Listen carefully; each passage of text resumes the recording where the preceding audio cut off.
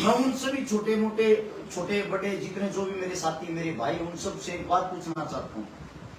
यह जो लड़ाई लड़ रहे हैं, इस आंदोलन को लड़ रहे हैं, इस आंदोलन को लड़ने से ना तो हर्ष छिकारा को कोई फायदा होना, ना इन पत्रकार साथियों को कोई फायदा होना, ना किसी खाप के बुजुर्गों को कोई फायदा होना, क्योंकि हमारी नौकरी की उम्र नहीं है, नौकरी की उम्र आप लोगों की। और आप लोग बताते हुए भी शर्म आती है मुझे। मैंने कम से कम 50 वीडियो देख ली। दब के हमारे बच्चे हरिद्वार नहाने के लिए जा रहे हैं, दब के हमारे बच्चे वहां पे लड़ाई झगड़े कर रहे, जिनकी वीडियो आने लगी, वहां आप लोगों को केस लगते, वो केस तो जायज है। और जो केस आप अपने हकों के लिए लड़वा सकते थे वो आपके लिए नाजायज है। मतलब हरियाणा के अंदर इतने बुजदिल इंसान हो गए क्या, इतने बुजदिल युवा हो गए। मैं आप सभी साथियों से एक बात पूछना चाहता हूं, जब आप देश सेवा करने जाते हो वहां गोलियां चलती, गोलियों का सामना करना पड़ता है। यहाँ आप छोटे मोटे केस से डर के वहां देश सेवा आप लोग कैसे कर लेते? मुझे तो लगता नहीं भैया आप लोग देश सेवा कर लेते।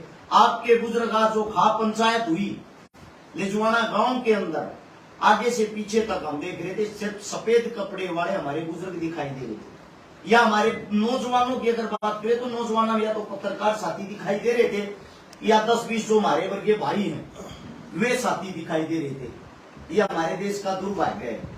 आप एक अच्छाई और सच्चाई के रास्ते पर जब चलते हो, सोशल मीडिया पे जब लाइव आते हो या सोशल मीडिया पे वीडियो देखते हो, वहां अच्छी अच्छी कमेंट करते हो, आपके साथ है आपके साथ है, वो साथ जमीनी स्तर पे तो कहीं दिखाई नहीं देता। इस कानून से मैं आप सभी साथियों से एक बात पूछना चाहता हूँ, हमारे को क्या फायदा होगा? कुछ भी नहीं। सरकार इतनी डरी हुई है, सरकार पिछले एक हफ्ते में 250 बैठक कर चुकी है, 250 बैठक कर चुकी है कंटिन्यू। पिछले 500 घंटे से अलग अलग जगह अलग अलग मीटिंगें चल रही है इसी तोड़ को लेके। सुप्रीम कोर्ट ने सख्त आदेश दे दिए हैं कि जो ये नया कानून आप लेके आए हो इसकी जांच होगी पहले। आप ऐसे कैसे किसी भी कानून को पास कर सकते हो या लागू कर सकते हो?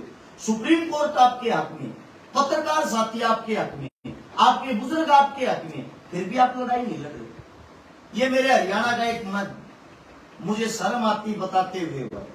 हमारे हरियाणा के अंदर इतने संगठन, इतने ताकतवर, इतनी खापे, इतने अच्छे अच्छे इंसान हैं, फिर भी हमारे को हमारी एकता देखने को नहीं मिली। हम अब पंचायत के अंदर थे, वहां भी हमने देखा बहुत ही अच्छी पंचायत लजवाना गांव की। पहले तो मैं उस सरदारी को सैल्यूट करता हूं, आप लोगों ने इतना अच्छा खाने का पीने का बैठने का प्रबंध कर रखा था, सबको इतना मान सम्मान दिया, हमारे जैसे बच्चों को भी बोलने का मौका दिया। आप सभी का दिल की गहराई से धन्यवाद। लेकिन दुख एक बात का, जब आप मुद्दे की बात पे करते हो, जो भी संगठनों के आदमी प्रधान, वे सिर्फ उस मुद्दे से आप लोगों को दूर ले जाके अपनी बातें रखने लग जाते। मैंने ये किया, मैंने वो किया, हमारे संगठन ने ये किया। मैं ये कहना चाहता हूँ, मुद्दे के टाइम पे मुद्दे की बातें ये अच्छी लगती है। हम इकट्ठे हुए थे बच्चों के लिए, हम इकट्ठे हुए थे अग्निपथ को लेके। हमने पैदल यात्रा इसलिए शुरू करी थी, अपने घरों से बच्चे निकले, बच्चों का डर दूर हो। लेकिन बच्चों का डर कहाँ दूर हो? कहीं भी नहीं। और आपके चैनल के माध्यम से सभी साथियों को एक बात और भी बताना चाहता हूँ, ये मेरे तरफ से विचार है। पंचायत के अंदर शांतिपूर्वक तरीके से पंचायत की जो समाप्ति हुई वो इस चीज को लेके हुई है कि दोनों बच्चों को श्रद्धांजलि देनी थी। श्रद्धांजलि के साथ साथ सभी से एक उम्मीद करनी थी, तोड़ फोड़ ना करें। आप लोगों का जो आंदोलन है, जिस भी तरीके से नौजवान साथी जारी रखेंगे, आपके बुजुर्ग आपके साथ हैं, लेकिन नौजवान साथी बाहर तो निकले। अपने ही कुछ साथी सापला, आपको पता होगा, धरने पे बैठे हुए, क्या कोई साथी उनको कवरेज कर रहा? क्या कोई साथी उनको दिखा रहा? अगर कोई दिखा रहा तो मैं उन सभी साथियों को बता देना चाहता हूँ, वे भी आप लोगों के लिए लड़ रहे। आपके भाई अपना घर छोड़ के बाहर निकले थे तो सामने से चल के, आज भी वही बैठे, उन्होंने कसम खाई थी हम जब तक घर नहीं जाएंगे, जब तक तोड़ वापिस नहीं होगा। एक छोटी सी डिमांड सरकार को, मोदी साहब को, खट्टर साहब को, अगर आप ये चाहते हो कि हम अग्निपथ लागू करेंगे, हम आपका स्वागत करते हैं, लेकिन हमारी भी छोटी छोटी जो डिमांडें हैं। वैसे तो मेरे साथी मेरे भाई अपने घरों में बैठ के, लेकिन आप अपने घरों में बैठ के आवाज तो उठा सकते हो, घर से तो आंदोलन लड़ सकते हो। ये दो चीजें तो मान लो, आपके लिए जीवन में हो सकता फायदा हो जाए। पत्रकार साथियों से भी ये उम्मीद है, ये जो दो चीजें आप लोगों को बताने जा रहा हूं, इसको ज्यादा से ज्यादा दिखाया जाए। मांग नंबर 1, अग्निपथ जो 4 साल के लिए आप लेकर आ रहे हो, हम उसका स्वागत करते हैं। आपका दुनिया समर्थन भी करेगी, सिर्फ एक बदलाव करते हैं, 18 से 21 साल के जो बच्चे हैं उनको तो आप परमानेंट जॉब पे रखो। 25 से 40 साल जिन बच्चों की उम्र जो ओवर एज हो चुके हैं, 4 साल के नाम के उनको रख लो। जिनकी उम्र जा चुकी है 25 से 40 साल जिनकी उम्र है, जो बेरोजगार हैं, वे कहां जाएंगे? आप उनको 4 साल के नाम के रख लो और उसके बाद जो भी आपने 25% आदमियों को पक्का करना है वो उनके अंदर से कर दो, और 18 से जो 21 साल की उम्र है उन बच्चों को आप परमानेंट फौजी लो। इससे दूसरी जो अपनी डिमांड है, जो ये मेरी खुद की अपनी सोच है, व्यक्तिगत राय बता रहा हूं, आप लोगों को अच्छा लगता है तो इस चीज को शेयर करके आगे बढ़ा सकते हो। दूसरी बात, जो भारतीय जनता पार्टी है जिसको बीजेपी कहते हैं, उसने विपक्ष को बिल्कुल खत्म कर दिया है। विपक्ष में चाहे कोई भी हो, विपक्ष वाले में इतनी हिम्मत नहीं वो अपना सांस निकाल दो। लेकिन भाई हम आजाद हैं, हम फ्रीडम फाइटर हैं। आप सभी साथियों से मैं एक बात कहना चाहता हूं, आप तो कम से कम जो सरकार गलत कर रही उसका विरोध करो। विपक्ष आप ही हो, कोई और नहीं है। एक मेरी ये आप सबसे विनती है, जितने भी भारतीय जनता पार्टी के कार्यकर्ता, इनके साथ जुड़े हुए इंसान, जब तक आपका अग्निपथ वापिस नहीं होता है, आप उस इंसानों का विरोध करें अपने घर में बैठ के। ना तो उनको कोई अपने घर में घुसने देगा, ना उनको कोई अपने गांव में घुसने देगा, ना उनको कोई अपने पास बैठाएगा, ना आप उनके पास जाओगे। हम भी देखते हैं ये आपके पास कैसे वोट मांगने आते हैं, आपके पास किस हक से भाईचारा रखने के लिए आते हैं। खट्टर साहब ने कहा कि 4 साल बाद गारंटीड नौकरी देवांगे। आप समझदार पत्रकार साथियों मेरे, मैं आपको फॉलो भी करता हूँ। आपसे एक बात पूछना चाहता हूँ भ्राता श्री, 4 साल के बाद खट्टर साहब की गारंटी कौन लेगा? कौन वोट मार के देगा कि दोबारा से उनका कार्यकाल 2024 तक का है। अगर उसके बाद वो सीएम नहीं बने, क्या इस बात को लिख के दे सकते हैं? ये तो पहले भी आपके सामने है। एक बार चौटाला सरकार ने हरियाणा पुलिस में जब जवान लिए थे, जिस वक्त हुड्डा सरकार आई, सबसे पहले उन पर गाज गिरी, उनको बाहर निकाल दिया। फिर हुड्डा सरकार ने जो अब हरियाणा पुलिस में लिए थे, अब भारतीय जनता पार्टी की जो सरकार आई उनको बाहर निकालने लग रही है, और निकाल भी दिया। अब आगे आने वाली जरूरी थोड़ी यही सरकार है, क्या पता कोई और सरकार आ जाए। कोई और सरकार जब आएगी, इन अग्निवीरों को बाहर निकाल दिया और ये बोल दिया जिन्होंने आपको लिख के दिया था वही नौकरी देंगे, उन्हीं के पास चले जाओ। फिर क्या करेंगे ये साथी? फिर भी आंदोलन करेंगे, रोडा पर आकर। हम ये चाहते हैं कम से कम अपनी भूख, अपनी बेइज्जती कराने से पहले ही आंदोलन कर लो। तो एक हो नहीं, जब शुरुआत में यू जो तोड़ है आया था और इसकी पोस्ट भी वायरल होने लग रही थी, तो कुछ साथियों ने पोस्ट डाल के हमारे को बदनाम करने की भी बड़ी कोशिश करी है। पड़ा गए सोनू दलाल और सोनू वाली, और भाई मैं क्यों नहीं दिखाते हैं, युवा साथियां साथ क्यों नहीं देते। देखिए युवा साथी बिल्कुल भी मतलब नहीं, पत्रकार तो रोडबाज भी हैं, लेकिन युवा साथियां तो आना चाहिए, पोस्ट गिरने वाले भी आने चाहिए। सच्चाई तो ये, मैं आप सभी भाइयों को एक चीज के लिए सैल्यूट करता हूँ, क्योंकि आप लोगों को सैल्यूट इसलिए करता हूँ, आपके पास भी दबाव आता होगा, जैसे मेरे पास, हमारे को भी धमकियां मिलती है, आपको भी गालियां मिलती है, हमारे को भी मिलती है, फिर भी आप निडर होकर डटे हुए हो। आपको ये भी पता है इसका अंजाम क्या होगा। अगर ये आंदोलन सफल हो गया तो हो सकता है आपको 2-4 आदमी वाहवाही दे दे। अगर ये आंदोलन असफल हो गया, वही आदमी आपको गालियां भी देंगे, वही आदमी आपका विरोध भी करेंगे, और साथ में आपको टैग भी करेंगे कि अब कहाँ चला गया पत्रकार साहब। लेकिन फिर भी आप बिना झुके, बिना डरे, इतने अच्छे तरीके से अपने हरियाणा की जो आपने आवाज बुलंद की, अपने युवाओं की आवाज बुलंद की है, अपने खाप पंचायतों के सरदारों की आवाज बुलंद की है। भाई साहब ये करना कोई छोटा काम नहीं है। आप सरकार के भी दुश्मन हो, आप पक्ष के भी दुश्मन हो, आप विपक्ष के भी दुश्मन हो, और फिर भी आप काम करते हो, आपकी सोच को सैल्यूट है।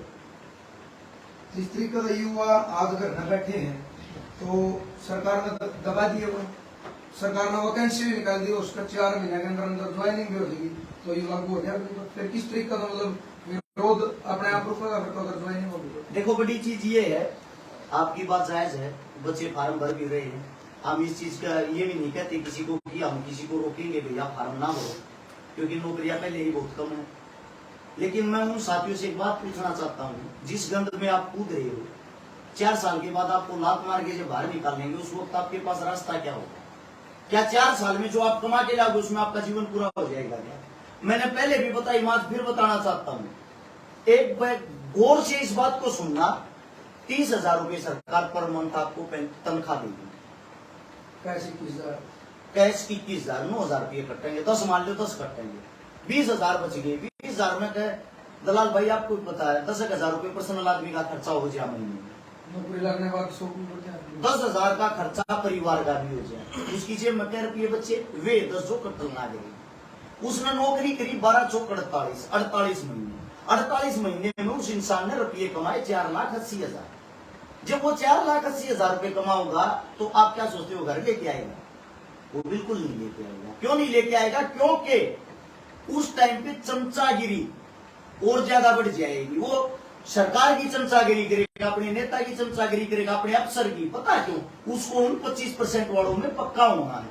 पक्का होने के लिए वो रिश्वत देगा, पक्का होने के लिए वो उनका चमचा बनेगा, वो देश का सिपाही नहीं बनेगा। जो 75% घर होंगे कहीं न कहीं एक चीज पक्की होगी, जो 75 घर आएंगे समाज में ताने दिए जाओगे कि अंदर काबिलियत नहीं थी तो 25 मत रहा है तो फौजी नहीं कहूंगा। ये 100% बात है, उनको ताने नहीं मिलेंगे। इतना अच्छा होता तो तेरी गिनती 25% में होती। और ये बात सत्यता, ये बात उनको फेस भी करनी पड़ेगी, उनको उस टाइम पे फील भी होगी, लेकिन उनके पास उस टाइम कोई ऑप्शन नहीं होगा। फिर आप जैसे हमारे जैसे पता है क्या कहेंगे? तुम्हारे लिए लड़ रहे थे तब कहां थे भाई? तब तो तुम चूड़िया पहन के अपने घरों में बैठ गए। कई कोचिंग सेंटर भी ऐसे हैं जिन्होंने इतना दबाव डाल दिया है, जो सरकार के साथ डायरेक्ट संबंध बनाते हैं, सरकार की थाली में खाते हैं। उनका सिर्फ यही काम है, वो लोगों को, बच्चों को, युवा बच्चों को बहलाते फुसलाते हैं, बेटा 4 साल की कर लो, या भी नहीं मिलेगी फिर कड़ा जाओगे। ये लोगों की सोच छोटी मानसिकता। आप सभी साथियों को बता दूं, भारत देश के अंदर 1 करोड़ सरकारी पद खाली है। जो 1 करोड़ सरकारी पद खाली हैं, उनके लिए आप लोग हर साल फार्म भरते हो। आपके फार्मों से ही जो भर्तियां कैंसिल कर देते हैं, ये भर्ती आगे नहीं, फार्म भर दिए फिर उसने कैंसिल करते हैं। लेकिन जो फार्म का पैसा लगता, जो फीस कटती है, उससे सरकार हर साल 1,300 करोड़ रुपए कमाती है। 1,300 करोड़, इतने रुपए में उन लोगों को रोजगार भी दे सकती है, तनख्वाह भी। और जो 1 करोड़ पद है, ये भी मैं आप सभी साथियों को बता दूं, गारंटी देता हूं जब 2023 आएगा, ये पता लग जाएगा चुनाव का 1 साल रहेगा, धड़ाधड़ भर्तियां निकलेंगी, धड़ाधड़। क्योंकि वे सिर्फ ये दिखाना चाहते हैं पीछे के 4 साल के कार्यकाल को लोग भूल जाए और ये जो लॉलीपॉप है इसको याद रखें। कम से कम अब तो आंखें खोल लो मेरे साथियों, मेरे भाइयों, यह लड़ाई हिंदुस्तान की है, खाली एक अग्निपथ की नहीं है। जो राजनीति वाला मैटर है, एक एमपीएम में लगातार भी कर देनी चाहिए, फिर एक बार ही इलेक्शन लड़ता है, उसके बाद नहीं लड़ सकता, उसकी पेंशन बंद कर देनी चाहिए। मैं आपकी बात से सहमत हूँ, लेकिन एमपीएमएलए तो खुद ये करने लग रहे हैं। उन्होंने तो खुद मीटिंग करी, मीटिंग में ये कहा है कि हमारी पेंशन बढ़ाई जाए।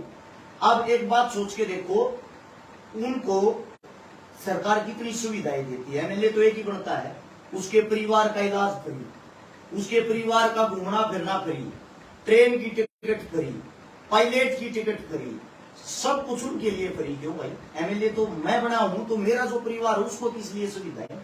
और जब मैं एमएलए बन के मेरा कार्यकाल पूरा हो गया, संपूर्ण हो गया, उसके बाद भी मेरे को सुविधाएं मिल रही किस लिए? मेरे को सिक्योरिटी मिल रही किस लिए? सरकार की तरफ से। मेरे परिवार को सिक्योरिटी मिल रही किस लिए? क्योंकि उन पे कोई हिसाब किताब लेने वाला नहीं। अगर आप उनकी कैंटीन में जाओगे, आपको 2 रुपए में भरपेट चावल मिलेंगे, 5 रुपए में भरपेट खाना मिलेगा, 50 पैसे का समोसा मिलेगा, 30 पैसे की चाय। मैं पूछना चाहता हूँ, आम आदमी के लिए कहाँ है ये चीजें?